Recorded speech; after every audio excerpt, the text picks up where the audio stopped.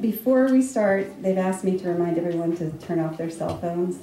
And I'm just thinking, I don't even know where mine is, so mine is the most likely one to go off, so I'm sorry about that. And also to just make sure people know that today's event is on the record, and so you're welcome to tweet, and we encourage you to use our hashtag, which is hashtag WFPG18, so if anyone's in the tweeting business. So I'd like to welcome you very much to the Women's Foreign Policy Group Embassy Series on Pakistan. We are so grateful to Ambassador Chaudhry for hosting us, and also to his incredible staff who've done just an amazing job helping us put this event together. I'm Kathy Russell. I'm the co-chair of the board of the Women's Foreign Policy Group. It's an organization that promotes women's leadership and voices in international affairs through global issues programming like this, and through mentoring, which is one of the most important things that we do. For those of us who know us well, for those of you who know us well, we appreciate your participation and your ongoing support. And for those of you who are joining us tonight for the first time, we hope you'll consider becoming a member of the organization. It's really a terrific group. Our next event is on April 17th. It's on U.S. foreign policy with this crazy title of Fake News, Nuclear Proliferation, and Proxy Wars. I don't even know. Right? We'll have to talk to Kimberly about that one. It sounds like it's a lot to cover. Before we begin, I'd like to recognize a very important person, our Women's Foreign Policy Group board member, Shaista Mahmood, who I imagine most of you know. We also have Corporate Advisory Council members, the McClarty Associates, who are here, and we really want to thank both of them so much. I'd also like to extend a warm welcome to Deputy Assistant Secretary Richard Albright, Deputy Assistant Secretary Adrian Ross, the Ambassador of Venezuela to the OAS, and all of our diplomatic colleagues who are here this evening.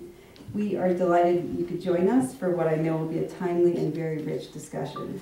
It's obviously a tumultuous time here in the United States and for relations between the U.S. and Pakistan.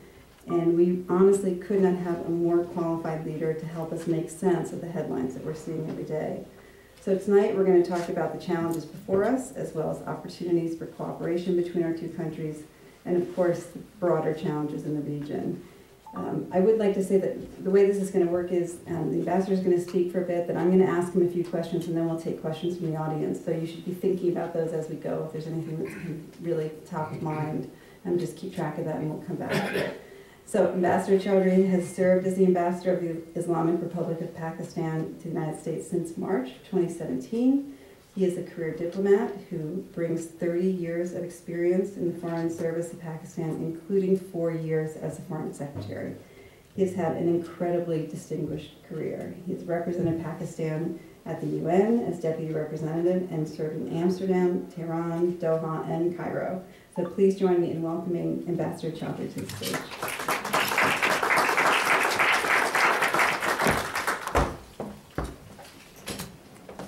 Thank you, Ambassador Russell. It's been a pleasure and a delight for us to have you and the Women Foreign Policy Group in our embassy this evening. This is a learned audience and a distinguished group of people. And it is my privilege to speak to you about the foreign policy of my country and our relation with this very important country, the United States of America. But let me preface my comments with my observations that the world is changing at a much rapid pace than we all had thought. One, because this century probably represents the change, the rate of change is now far more than what 2,000 years had witnessed. But also because we are probably crossing a threshold of the world that we had come to know after Second World War, to a world that we really do not know as to where it is headed. Some people are calling it a world in flux, a world in disarray. Some people are predicting major power rivalries, and yet others feel that all that progress that we had made in developing socio-economic normative framework when the Cold War ended is also now under stress and is likely to change. The the continent in which my country is located, Asia, is also undergoing a major change, particularly with the rise of China and resurgence of Russia. We do see that major power rivalry actually taking shape, and this has now more or less been codified by the December 18, 2017 document, National Security Strategy of the present US administration, which sort of formed a three-tier terrorist threat ladder, as they called it, the top of which was occupied or is occupied, according to this strategy, by China and Russia. Iran and North Korea come somewhere in the middle, and bottom line is jihadi organization. But a month later, when we had the National Defense Strategy, it was indicated to us that major power rivalry or interstate strategic competition and not terrorism is the primary concern of the United States.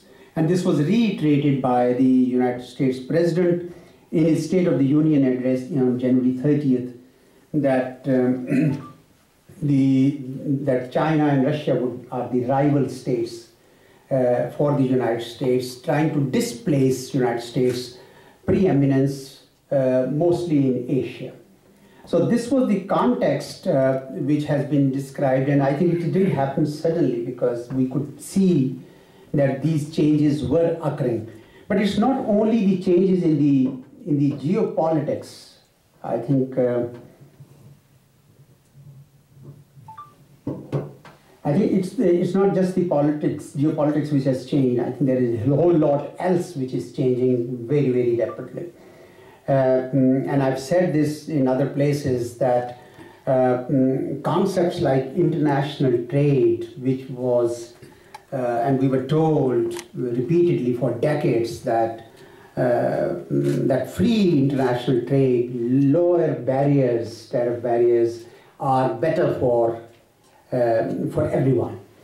But now we can see that there are growing protectionist trends coming up to international trade. We also see the similar trend in migration and immigration. Migration has been a phenomenon that has enriched the world ever since perhaps the humans began to occupy it. We see that this is now being increasingly seen as either a security threat or an economic threat.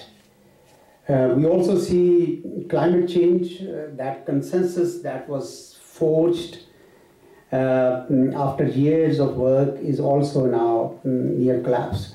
But most worryingly for me, honestly, is that narrow nationalism is raising its head. That whole lot of other trends which border on xenophobia or Islamophobia is also coming up and dividing the societies world over. So it's not just a change that's happening in United States or in Asia, but the whole world is now gripped with these changes. In our own region, these changes are far more pronounced. We have these new alignments shaping up in South Asia. And in our own neighborhood, I know that Pakistan is faced with a tough foreign policy choices. India, which is a big neighbor of ours, and India and Pakistan are not talking to each other at all. And India and China also have very uneasy relationship. Afghanistan, next door to Pakistan, is the war is continuing, instability continues. Perhaps the security situation there is deteriorating. And Iran, where the nuclear deal that was stitched together after 10 years of hard work is also probably under a serious question mark. So we are living in, and even in the broader neighborhood that we see, the Middle East is still grappling with the forces of terrorism. and civil war in certain countries. Look what's happening in Syria. The whole country has imploded. Millions of people on the run and no solution in sight. Libya, Yemen, Iraq. So this whole broader Middle East is also in doldrums. My own country in these circumstances, I believe, has not done that bad. We were in the eye of the storm when it comes to terrorism, but in the last several years, we've been able to build a nationwide consensus against the evil forces of terrorism, and that has helped us to remove and eliminate many terrorist outfits and groups that were operating in the name of jihad. And having secured that doesn't mean that our job is done, because there is still that mindset that germinates extremist behavior. So we are also launching a number of other plans to root out terrorism from Pakistan. But by and large, the law and order situation has improved, and that has had a salutary effect on the economic situation, which has also improved. Again, on both these counts, we are not home yet. There's a lot that still needs to be done. But both these gains are tentative, also because the country next door, Afghanistan, is unstable. And we know that Afghanistan, if it remains unstable, the instability will always continue to permeate through the open borders towards Pakistan. And that's why we are deeply interested to see Afghanistan stabilize. And I know for a fact that the United States too wants to see Afghanistan stabilize, because you have spent considerable amount of energy, time, money, even blood. And I think we see a common ground for both Pakistan and the United States to stabilize Afghanistan, remove the remaining terrorist threat that still exists in that country, and work together on that. I'll talk more about it on Afghanistan when we meet, but a few words about our relations with the United States. The United States remains a preeminent global power, everybody knows that. And for me and for our country, this relationship is extremely important. We know that the United States has been a favored country in Pakistan, because when we were born, when our country was created, we had a deep sense of insecurity from the country from which we separated. And that's where the United States came in handy. So the United States image to the people of Pakistan is very benevolent. People like me who grew up in the 60s as children would always remember that the United States was one country where we all looked up to, and that's why in the 70s a number of Pakistanis started to immigrate to the United States, because they thought that this was the land of opportunities, and this was a country which had the largest heart. I still believe that it is the country which is the most open country, which is still welcomes people, and I hope it stays that way, because this is a great strength that the United States has had, and in fact these are the values which made your country what it is, and people in my country, the world over, actually look up to the United States for that. So therefore, it is important that Pakistan and the United States stay engaged. We have had a very broad-based relationship, which ranges from the domains of education and health and commerce and trade and information technology and agriculture and whatever else that you can think of. So it's a very important and deep relationship. But unfortunately, in the last few years, and particularly in the last 1 year, it has come to be hostage to what we do and what we don't do in Afghanistan. So this entire relationship is now being looked at through the lens of Afghanistan and how that happens. And there, the United States has some misunderstandings. The government feels that perhaps Pakistan is supporting certain groups like Taliban and the Haqqanis, who make the job of the American soldiers difficult. They go and kill the Afghans and the Americans and then take back and come back to Pakistan. And we are trying to tell them that this is not the be-all and end-all of Afghanistan. There's a whole lot. So we'll talk more about it during question and answers, because I think I might do a better job if I can respond to exact queries that we have. But we hope that Afghanistan doesn't remain the only lens through which this relationship is viewed. We hope that this broad-based nature of the relationship is maintained, because there is a lot to gain. And what encourages me is that even if the government-to-government relationship is not at the level that where you would want to see it, but the people-to-people relationship has somehow continued and in fact deepened in many ways. For example, corporate America is still interested in Pakistan and going to Pakistan. US universities still remain a popular destination for Pakistani students.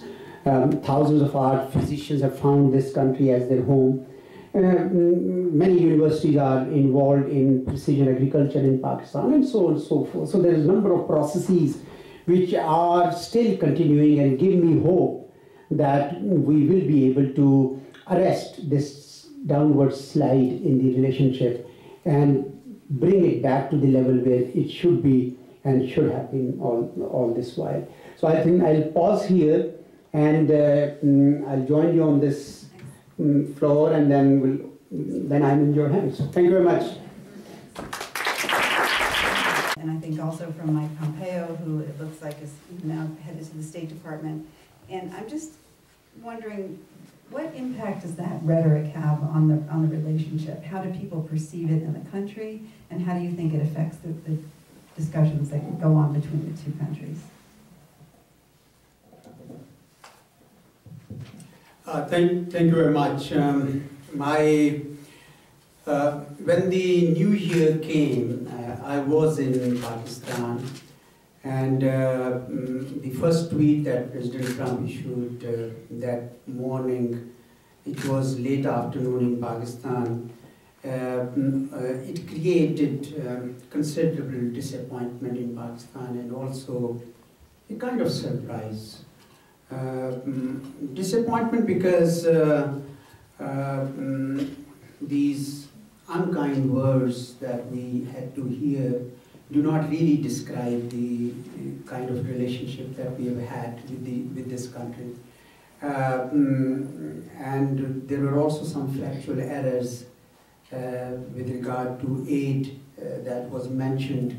We always believed that this was a relationship for mutual benefit, and there were various ways to calculate how that benefit has accrued to whom. But more importantly, there was a question whether we should also respond in the same coin or not. And my recommendation to my government was that we should not, because tweet is not a policy, although coming from the person of the president, it could well end up as a policy. But we should not enter into war of words or tit for tat kind of situation. So therefore, the government of Pakistan decided not to respond immediately, but instead responded through a National Security Committee of the where we have the leadership both from civil side and military side. And we issued a very measured response. We think that restraint is important. We think that such a rhetoric does not really help matters. We think that it creates gulf which tends to then widen. And we did convey our desire to the US interlocutors that that a coercive approach and a punitive approach may not actually work to the benefit of either country. We were also surprised because the conversations that we are having and have been having with the US leadership were very normal conversations where there was a desire to work together. And we would still hope that we would try to resolve issues through these dialogues that happen between the different authorities of both countries. rather than in the public domain. Because if you talk to each other in the public domain, then the process becomes less in the control of the governments and more in in a way which we do not know with what shape it will take. It will become more unpredictable. I wonder if we're headed to a world where Twitter becomes the sort of language of diplomacy. I mean, it seems now that the United States, President Trump will put something out there. Other countries are not responding on Twitter, but I can imagine a situation where other leaders might take to that as well. I'm just curious about your thoughts about maybe, can you sort of rein it back in, or once somebody has started using that and seen how effective it is in terms of going around the press and going directly to the voters, is that something that other democracies would have to deal with? In your introduction also you talked about tweeting business. I'm also trying to learn. What we do is that we have a Twitter handle of the embassy, and to make my own life easier, I just retweet from my own personal handle. Because honestly, the speed of tweets is so much that I cannot even read. I think I used to follow about 11 or 12, but it became so much. Then I reduced the number to 5. Donald Trump is one of them. And even that I find it hard to cope. I don't know how people really manage it. And you are right, this is a whole new ball game we have entered into. The power of social media, this entire concept of Western democracy, which started from the days of Socrates and Plato and Aristotle, was based on the concept that every person has the right to determine his own destiny and in a way a degree of freedom and liberty, but also to choose the rulers in a manner that they will reflect. But that was that if one person has one limited power to vote, but now every person has phenomenal power. Before you know it, that person can send and multiply his voice by 1,000,000 times. So how do you cope with a situation like that, where every loser in any part would simply challenge and then have recourse to get his voice much more heard than... So I think this probably this whole tweeting business would need to have some kind of serious discussion in multilateral forums to find a solution to this. Of course, the answer is not to clamp them all down, but like the world we all live in, we have to play by certain rules. And I think certain rules of the game will probably need to be evolved there too. That's my personal opinion. You mentioned a little bit about the aid question, and I'm just curious about, obviously the United States and Pakistan has had a long relationship, as you mentioned. There have been times of tension and there have been times when it's been less tense, but I'm just curious about this sort of pulling the aid question into this and what you think the future of this situation looks like. The whole concept of aid was not to develop donor-recipient relationship. I think the concept of aid, which mainly emanated after the Second World War when Europe was devastated and the United States came with the Marshall Plan to provide that aid in order to enable the recipient countries to reconstruct themselves. And by that, Europe became the market for American products, so the United States, what it gave by one hand, received by the other. So it's a two-way relationship which benefits both the giver and the taker. And when the United States was giving certain assistance to Pakistan, we believe that the United States was also benefiting from it. And that's not specific to Pakistan, that's the policy that otherwise no European country or United States would ever give any aid to anyone.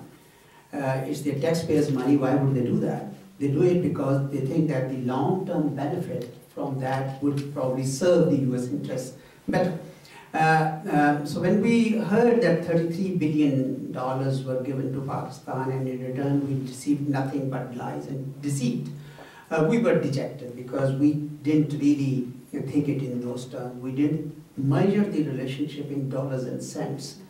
But if we were to do that, then we will do the math properly and we will put everything on the table and see how this $33 billion and who has benefited more from whom. And that is why another way by which we did not react to it, that we did not stop the assistance that we were providing to the United States. For example, since 2002, the United States was receiving logistical support, both ground and air. Millions of sorties have been flown using Pakistan's airspace, which has been closed for all commercial traffic since 2002. But we did not stop that. Similarly, we also did not stop intelligence sharing, etc., because we still believe that this whole thing was for a common purpose, to bring peace and stability, to defeat terrorists. So if we are going to use that as a leverage to do something and cut that leverage off, then I'm not sure whether the objectives which we had set out to achieve together would be achievable. You mentioned and spoke a little bit about Afghanistan.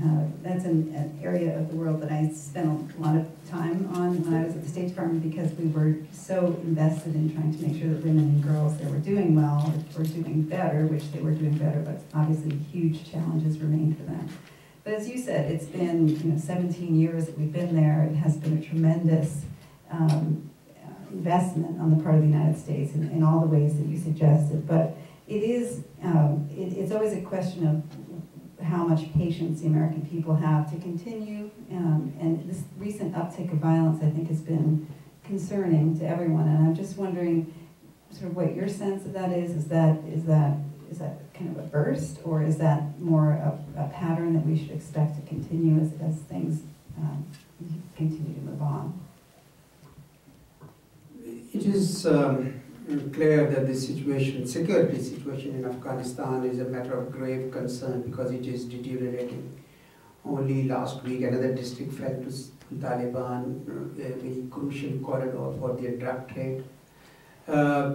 We are more concerned because not only that Afghanistan is home to now 20 established terrorist outfits, but Daesh has also come in from Iraq and Syria, but also many of the Taliban have joined their ranks. So it is finding its way on the eastern provinces of Afghanistan, bordering Pakistan, as well as up there in northeast, bordering Tajikistan and even Badakhshan. So that is a matter of concern for us. When the South Asia strategy was unveiled on August 21 last year, one of the central elements was that it would be conditions-based approach, i.e. that United States will not withdraw or draw down. United States is there to stay until victory is achieved. And the US forces were also given more authority to engage militarily. Ever since, we have seen, according to reports published in New York Times as well as in Chicago Council for Global Affairs, that in 2017, 3 times more munitions were dropped on Afghan areas than 2016. This is about 4/5 of the peak that was attained in 2011. We fear that if the approach is only military victory, that may not be coming and blood would be shed.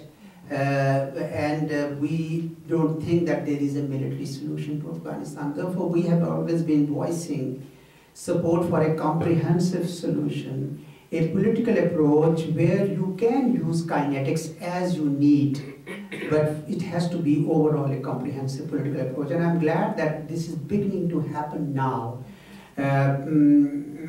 On February 28th, President Ashraf Ghani announced a package of peace proposals with support, of course, from the United States as well as 19 other countries that participated in what is called the Kabul process. in which he offered a peace talk, direct peace talks with Taliban, no preconditions, recognized Taliban's role in the politics of Afghanistan, also offered amendments to the constitution of Afghanistan, including the future of the presence of foreign forces in Afghanistan and release of Afghan prisoners, and most importantly, it indicated that they recognize the concerns of the Taliban are willing to address them. Now, this was a very bold and forward-leaning package of for political solution, and Pakistan and many other countries have supported and voiced their offer to help them. I think this is a right approach. I don't know what form it will take. I don't know where it will end, but we have a model like Hikmat Yar, who actually went through this whole cycle, has now been rehabilitated, has been taken off the UN list of 1267, and his people have been rehabilitated. Our message to Taliban is also the same, which is that they have to join the peace process, that they do not, that they must not, that they will get much more on the table than they would get on the battlefield, that they have no space in Pakistan, that they have to leave Pakistan, that they cannot use Pakistan soil to commit terrorism in Afghanistan or anywhere, that they cannot bring our relations with United States and relations with Afghanistan into stress. So these are all positive developments which are happening, and we hope that with this new pace, and we also hear some statements like today, or was it yesterday, General Nicholson made a statement that peace prospects are now brighter.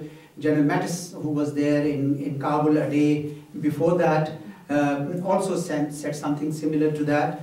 If that be the considered approach that the US now wants to follow, I think it's a welcome step. Enough blood has been shed. Only last year, 10,000 Afghans lost their lives. This is not on. 3 generations of Afghans have suffered, and I think we got to have a comprehensive political solution, and every country, including mine, should work to that end. Well, when I was at the State Department, and this is a little bit of an aside, but one of the things we were encouraging President Ghani to do is to, once they got to the point where they had peace negotiations, to make sure that there were women at the table. And I know that that's challenging in that region, but we certainly saw how women were the target a lot of what the Taliban did, and how women were critical to moving the country forward. So I hope that everyone here will support that going forward and remind them that that's really a critical piece of the puzzle. I'm going to ask one more question and then turn it to the audience. And this is again another girls' question. One of the things we worked on a lot in the Obama administration was girls' education, and we worked closely with Pakistan on that. I mean, obviously, you have Malala, who grew up in your country, and she's an amazing person in many ways, but one of the interesting things about that whole process was her father, who was such a strong proponent of girls getting an education. And one of the things we saw was that their men in communities could be incredibly influential in making it more possible for girls to go to school and stay in school. So whether it was fathers or religious or tribal leaders.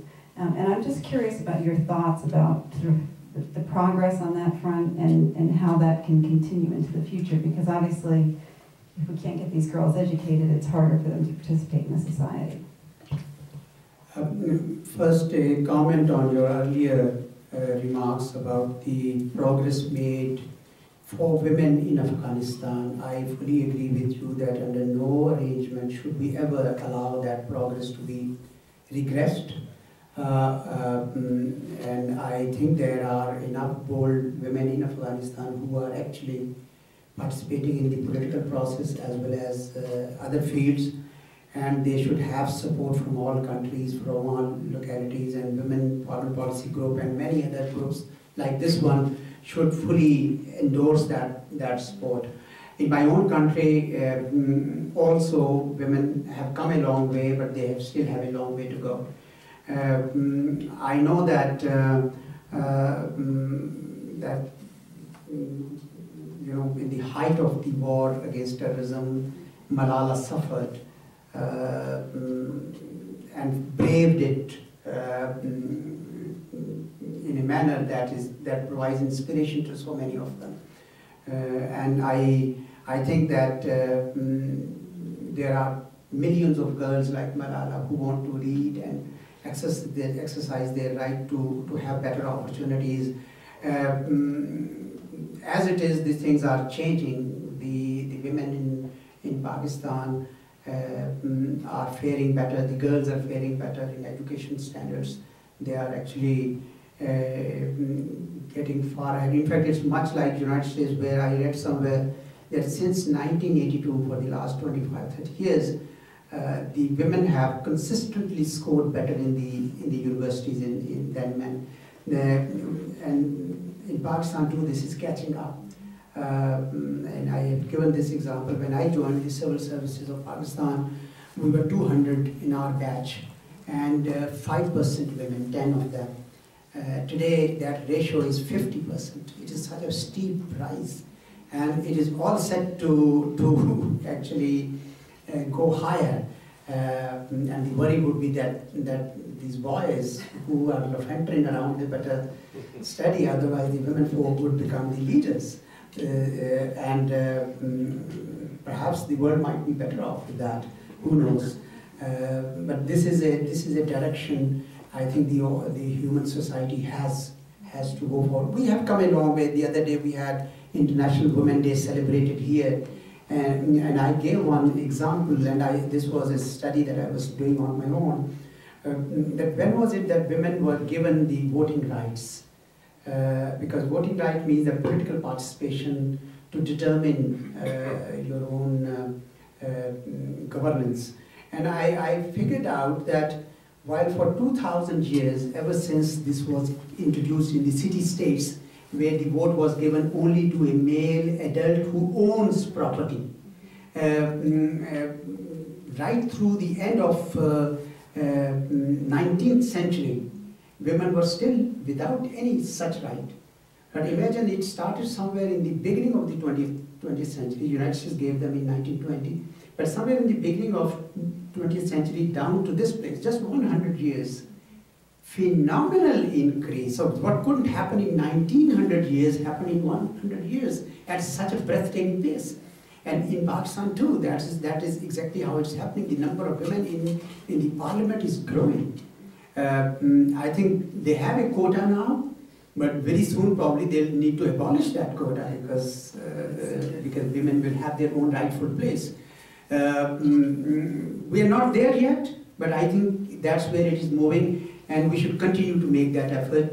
There are enough pro-women men like me whose mind must be set right, because it's not the women emancipation, it's the men emancipation that matters. Any questions?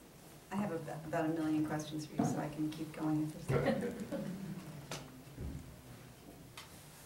Let me do one more while you think about it. I wanted to ask you, you mentioned China, and... Have you opened the floor? Did you? I did, but I think they're thinking. Oh, okay. There is it. I think they didn't hear it probably. Yeah, there she is. Go ahead. I just wanted to know what your projection would be about the relationship between Pakistan and India. I know that you've mentioned that you're clearly not on speaking terms now, but if you looked ahead to the next decade, do you see, is it a matter now, I thought the leaders were able to travel to each other's country and for, a breakthrough of a little bit, but is it just a situation that is completely not repairable, and what does that impact have and say to the rest of the region and even our relationships with your country, that this problem just can't seem to get addressed? I think in the long term, both India and Pakistan have no choice but to go for peaceful coexistence. That's the direction that we must move. Unfortunately, the reason why India and Pakistan are not talking is because India believes that there are anti-India elements inside Pakistan who do bad things in India and come back to Pakistan. And my answer to that has always been, and I have participated in a large number of peace processes between Pakistan and India, that every time Pakistan and India try to come together, there is one militant group or the other which stages some awful incident. You suspend the dialogue and the group feels that its objective has been served, so they sit back and relax until we make another effort where they will spring to action. So why not change this track, and why don't you keep talking, and if we keep talking, maybe we will isolate the space for those militants. But India is not convinced, and therefore we are not talking to each other. The other dynamic which is happening is that, like other societies, India too is undergoing a change, where it is carrying out certain policies which are leading it to resuscitate the lost glory of Hindutva, the Hindu ideology, especially under Prime Minister Modi, and that has put the majority of Hindus in confrontation with the minorities, be it Muslims or Christians or Dalit or others. So India itself is going through a phenomenal change, where the far right is raising its head. And in that context, Pakistan provides another easy or convenient bogey for Indian leaders. So therefore, Pakistan always emerges as an issue in Indian elections. Now Indian elections are coming again. Some people say that perhaps as early as this December. And if that happens and Pakistan becomes an issue, which it does, then there is very little incentive for Indian leadership to invest in peace process in Pakistan. So the peace constituencies in India for peace with Pakistan are shrinking. Another dynamic that is in play is that after the United States announced its Asia pivot in 2011, many people thought or received it as US preparing India as a counterweight to China. So the strategic partnership that United States developed with India has emboldened its leadership to take a route which is a heavy-handed route. For example, in Kashmir, we see the brutalities which are unprecedented now, with soldiers ordered to shoot at the eyes with pellet guns, blinding hundreds of people, and killing thousands, and with no remorse. And since the United States is not able to say anything because of its own relationship with the United States, with India, I think this has also emboldened India. And when in Pakistan, when you know the relationship that Pakistan, the people of Pakistan and the people of Kashmir have, it goes back in centuries. We have ethnic links, we have cultural links, we have linguistic links, we have geographic links.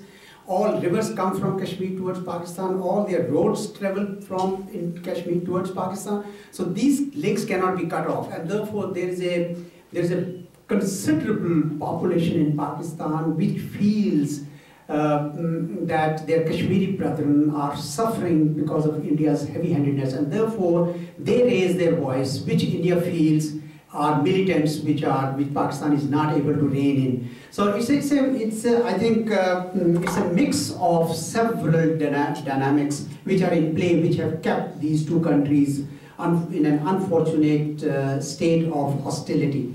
But there are enough people on both sides who want to see peace between the two countries, coexistence between the two countries, and that's the ultimate direction. Pakistan stands ready for dialogue.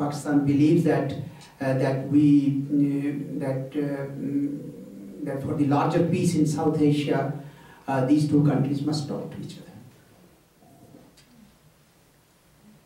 Well, Ambassador, we saw General Bajwa make a visit to Iran, and I believe we also saw Iran invite Pakistan to participate in Chabahar port. And we also saw Pakistan send a detachment of military to Saudi Arabia.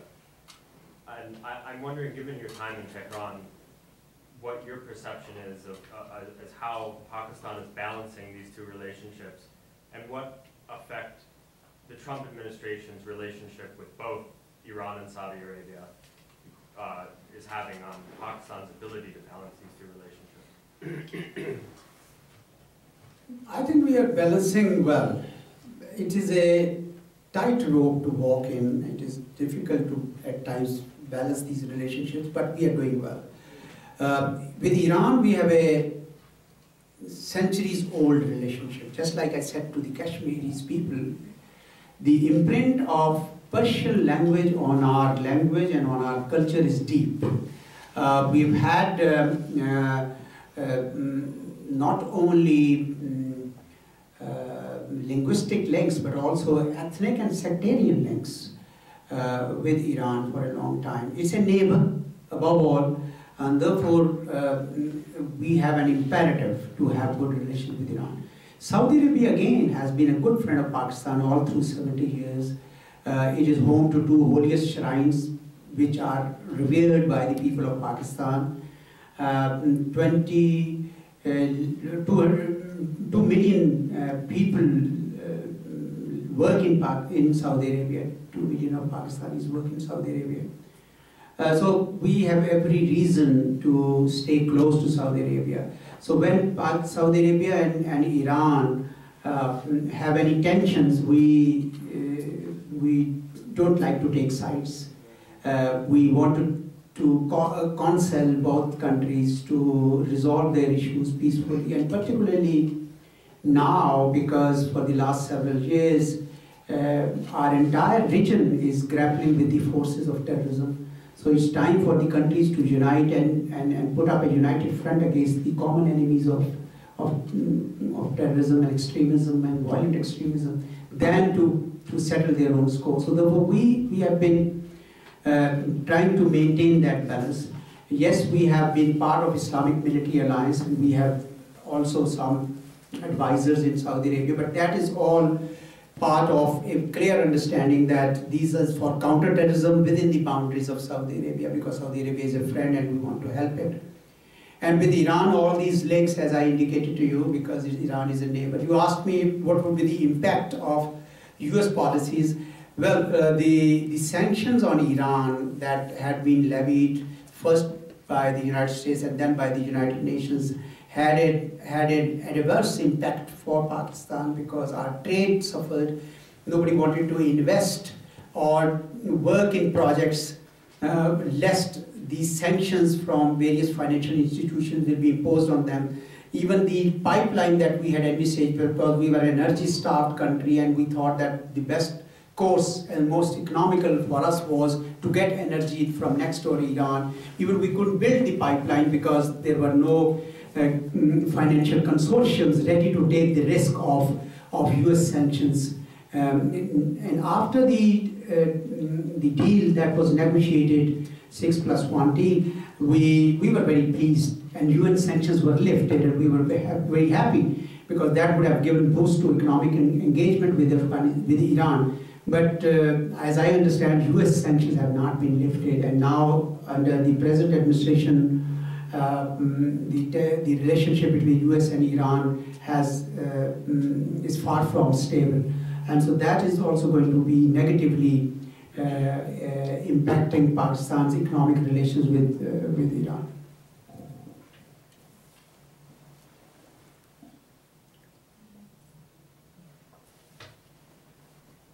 If I could ask a question about the economy.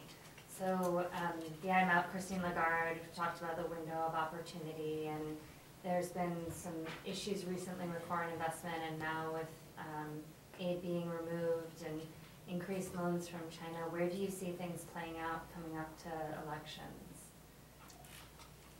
Investments are flowing in. A lot of investment has already flowed in.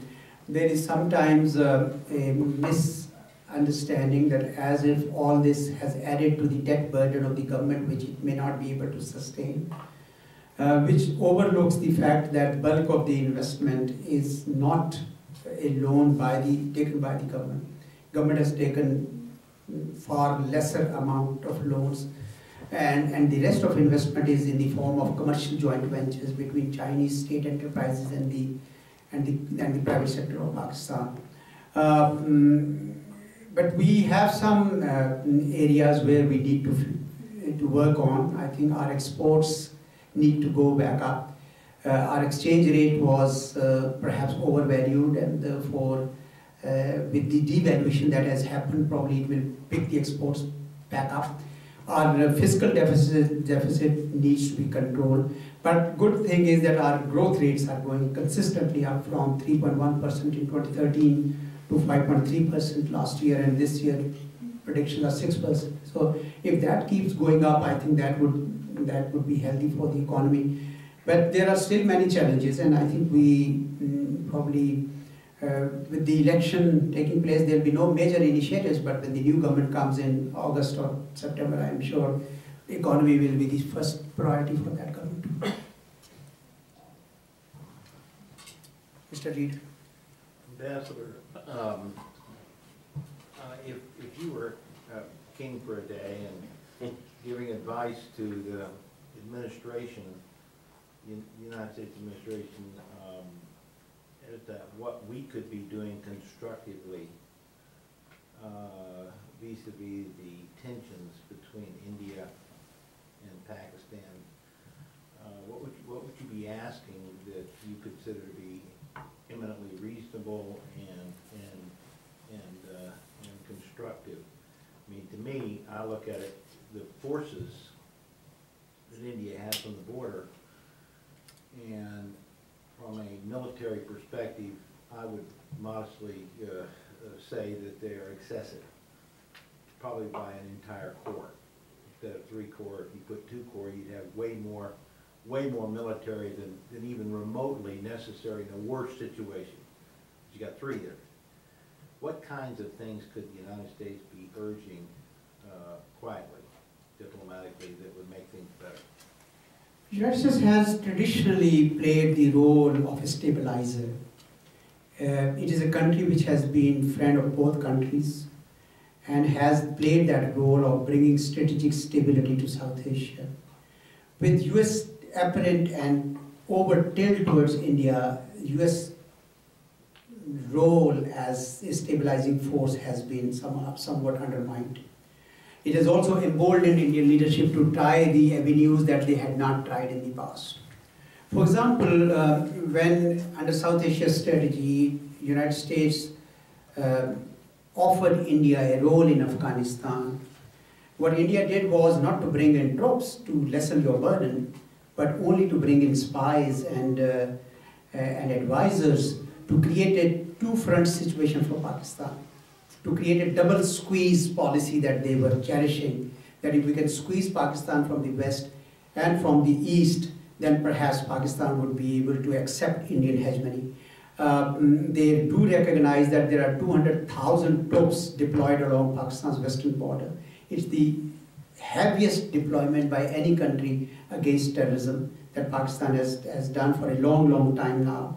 And if India can keep Balochistan and other parts of Pakistan destabilized by sending its spies, some of which we have caught, including a serving naval commander, Kulbhushan, who accepted that he was running several networks and had taken active part in terrorism activities in Pakistan. So if India continues to do that, because it has a sort of blessing from United States, not blessing but to overlook what India is doing, I think that is a matter of grave concern. I think what US can do is to give a very clear message to India that while we welcome your investments and development activities in Afghanistan, we don't think that you should use this to settle your own strategic equation with Pakistan by using Afghanistan soil to destabilize Pakistan.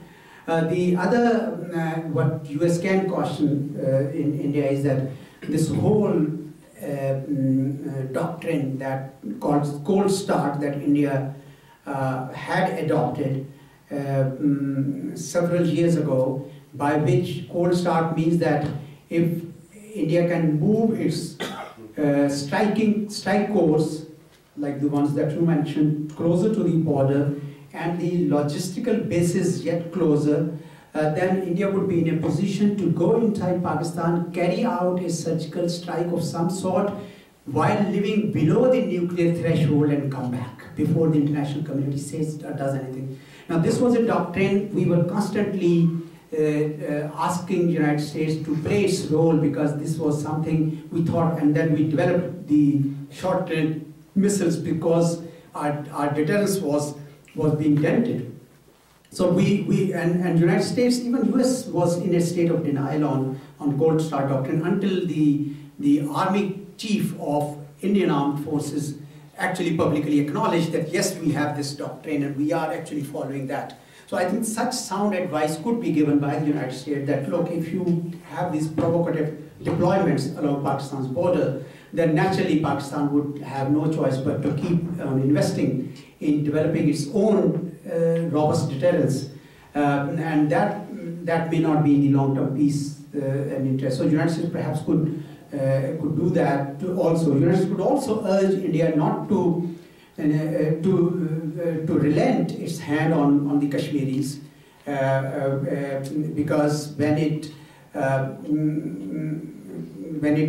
sort of brutalizes the Kashmiri people, there are enough people in Pakistan who feel saddened by that and they raise their voice, and that gives more space to the militants also who think that they should do something about it. So I think the United States can do a lot of the work that it used to do in the past. It probably needs to do again for the larger peace and stability in South Asia. Hi, thank you for your remarks. My question is about sort of religious fundamentalism and how that will play out in the upcoming election. Back in, I guess it was November or December, protests shut down the city of Islamabad, and the protesters accused the former law minister of blasphemy.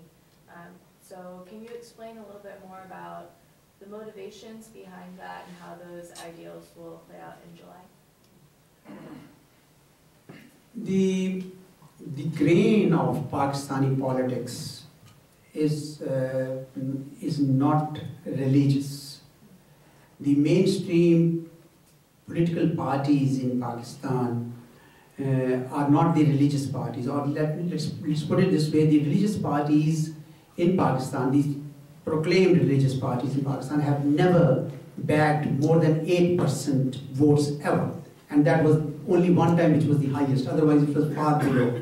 So the people of Pakistan have voted in center-right parties, center-left parties, but they have never voted far-right parties. As indeed they have never voted far-left parties either. So my sense is that while some militants and loud groups can cause some nuisance for the society, they are not in a position to determine how Pakistani nation would like to vote. Yes, they do have street power at times, which they demonstrate like they did in November, but certainly they don't have any voting power. And the kind of move that we have made now in Pakistan, where we are trying to address that mindset, which leads to that extremist behavior, and a national action plan is precisely trying to do reforms in the madrasas and many of these actions which probably would enable these people to play a more constructive role in the society. So I'm not really worried on that count. I think the people of Pakistan have always made sane choices, and they will continue to make even in these elections. Thank you very much, Ambassador. Thank you for your service. Thank you for your really thoughtful answers tonight and for your great experience. I think it's been tremendously helpful for us to hear from you. We really appreciate it, and I'm just grateful to you for everything that you're doing. Thank you very much. It's been a wonderful audience. Let me tell you, everybody was listening. Nobody was dozing. So thank you very much. You've been wonderful. God bless Pakistan. God bless the United States of America. Thank you.